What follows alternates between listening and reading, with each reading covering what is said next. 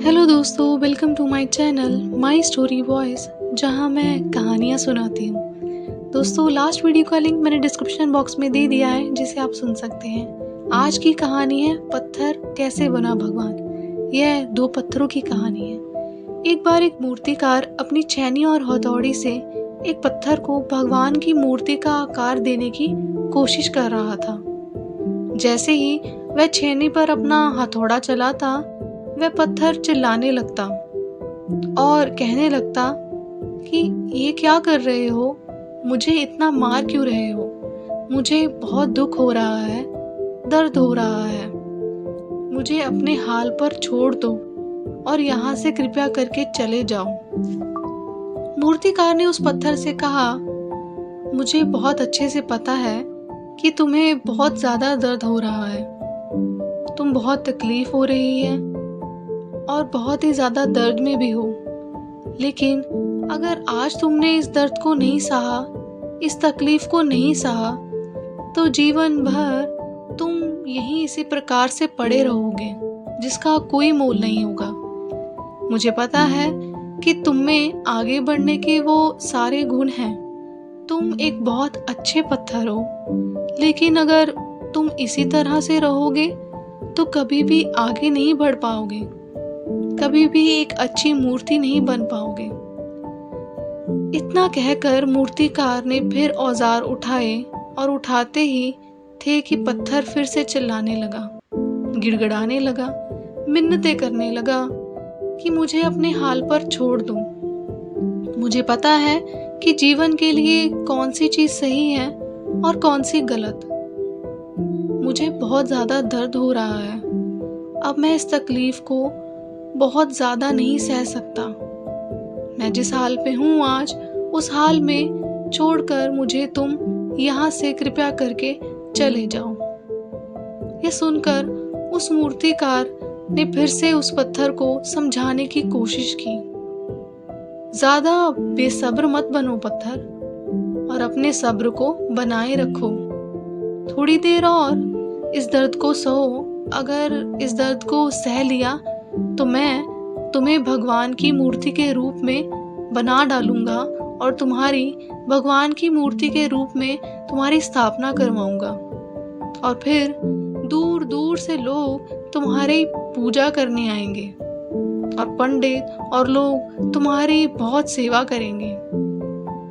लेकिन पत्थर ने उस मूर्तिकार की एक भी बात नहीं मानी।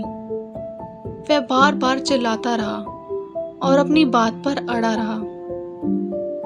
मूर्तिकार ने उस पत्थर को समझाने की बहुत कोशिश की, लेकिन वो पत्थर नहीं माना।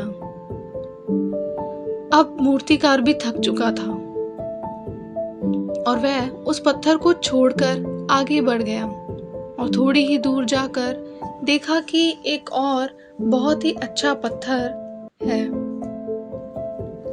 उसने छेनी और हथौड़ी उठाई और उस पत्थर को मूर्ति बनाने के लिए वो तैयार हो गया। मूर्तिकार ने छेनी और हथौड़ी का वार दूसरे पत्थर पर लगातार जारी रखा। दूसरे पत्थर को भी दर्द हुआ, वह भी तकलीफ में था, उसे भी तकलीफ हुई, लेकिन उस पत्थर ने बर्दाश्त कर लिया। और देखते ही देखते थोड़ी समय के बाद उस पत्थर ने भगवान की मूर्ति का रूप धारण कर लिया। थोड़े दिन बाद उस मूर्ति की एक मंदिर में स्थापना हो गई। धीरे धीरे करके लोग वहां पूजा पाठ करने आने लगे। लोगों की मन्नतें वहां से पूरी होने लगी और वह मंदिर बहुत ही ज्यादा प्रसिद्ध हो गया। अब धीरे धीरे करके दूर दूर के गांव से लोग वहां पूजा पाठ करने आने लगे। फिर एक दिन उस दूसरे पत्थर को उसी मंदिर में लाया गया जिसने मूर्ति बनने से इनकार किया था, और उसे एक कोने में रख दिया गया। अब लोग आते और उस पत्थर पर नारियल फोड़ते। यह कोई और पत्थर नहीं, बल्कि वही पत्थर था जिसने दर्द को नहीं सहा था। अब वो पत्थर मन ही मन बहुत ज़्यादा पछता रहा था, दुखी हो रहा था और अपने आप से कह रहा था कि काश मैंने उस दिन उस दर्द को, उस तकलीफ को सह लिया होता तो आज लोग मेरी भी पूजा करते इस मूर्ति की तरह। दोस्तों, इस कहानी से आपने क्या सीखा? ये कहानी हमें सिखाती है कि इसलिए आप भी अपने जीवन में हमेशा याद रखिएगा कि जब भी आप अपने करियर की शुरुआत में किसी काम को कर रहे हो, पढ़ाई कर रहे हो या कोई काम कर रहे हो और उसमें आपको दर्द हो रहा है, तकलीफ हो रही है, ज़्यादा मेहनत करना पड़ रहा है, तो आप रुकिएगा मत, किसी और रास्ते की शुरुआत मत करिएगा, सब्र करिएगा, क्योंकि कोई और रास्ता आपको सफलता नहीं दे सकता है।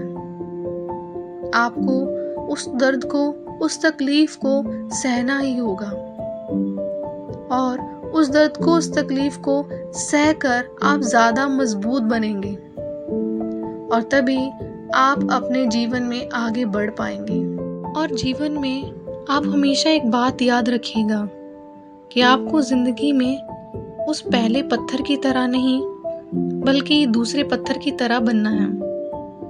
दोस्तों, लाइफ में प्रॉब्लम्स तो होती रहती हैं। ये प्रॉब्लम्स ही हमें मेंटली स्ट्रॉन्ग करती हैं, जो हमें हर मुसीबत में लड़ने के लिए हमें ताकतवर बनाती हैं। तो अगर कोई भी काम कर रहे हो, उसमें प्रॉब्लम्स हों, तो उस प्रॉब्लम से भागिए मत। ये कोई सल्यूशन नहीं है। उस प्रॉब्लम का सामना करें, उसको सल्यूशन की तरफ ध्यान दें। अगर आप इस चीज़ पर गौर करेंगे तो आपको सफलता ज़रूर मिलेगी। आई होप दोस्तों आपको मेरी कहानी अच्छी लगी हो। अगर आपको मेरी कहानी अच्छी लगी है तो इस कहानी को लाइक करें, दूसरों के साथ शेयर करें ताकि वो भी ये कहानियाँ सुन के कुछ सीख सकें और अपनी लाइफ में इम्प्लीमेंट कर सकें। और मेरे चैनल को सब्सक्राइब करें, माई स्टोरी वॉइस, जहाँ मैं कहानियाँ सुनाती हूँ। बेल आइकन को ज़रूर प्रेस करिएगा ताकि आपको मेरी नई नई कहानियों की नोटिफिकेशन मिलती रहे। दोस्तों, आपको कहानी कैसी लगी और ये कहानी के बारे में आप क्या सोचते हैं, आपकी क्या राय है, कमेंट में ज़रूर लिखिएगा। तो चलिए मिलते हैं अगली बार नई कहानी के साथ मेरे चैनल पर माई स्टोरी वॉइस, जहाँ मैं कहानियाँ सुनाती हूँ। Thanks for watching and listening. Bye.